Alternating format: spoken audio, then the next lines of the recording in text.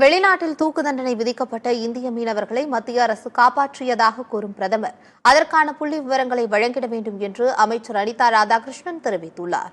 கன்னியாகுமரி மாவட்டம் சாமித்தோப்பில் தமிழ்நாடு மீன்வளத்துறை அமைச்சர் அனிதா ராதாகிருஷ்ணன் செய்தியாளர்களை சந்தித்தார். அப்போது பேசிய அவர் கச்சத்தீவை மீட்டுத் தருவதாகவும் தமிழக மீனவர்களை விடுவிக்க நடவடிக்கை எடுத்து படகுகளை மீட்டுத் தருவதாகவும் மத்திய அமைச்சர்கள் பேசினாலும் நடவடிக்கை எடுப்பதில்லை என்று கூறியுள்ளார்.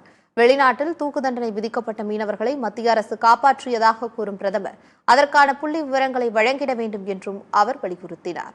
மீனவர்களை பாதுகாக்க கடற்கரை பகுதிகளில் ஆம்புலன்ஸ் அமைப்பது குறித்து வரும் பட்ஜெட்டில் அறிவிக்கப்படும் என்றும் அமைச்சர் அனிதா ராதாகிருஷ்ணன் தெரிவித்துள்ளார். தமிழிசை சவுந்தரராஜன் ஆளுநர் பதவி ரிசைன் பண்ணிட்டு இருக்காங்க.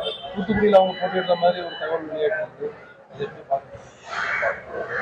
அது அவங்க தலையெழுத்து, அவங்க நிர்ணயம் பண்றாங்க. அது நிலவரம் அவங்களுக்கே தெரியும். அவங்க விஷயம் தெரியாம களத்துல இருக்காங்க. திரும்பவும் இதாச்சுன்னா திரும்ப ஒருவேளை துணை ஜனாதிபதியா போட்டாலும் போடுவாங்கன்னு நினைச்சிட்டு இருப்பாங்க. அது இல்லை, இந்திய கூட்டணி ஆட்சி தான் இந்தியாவில் ஆளப்போகுது.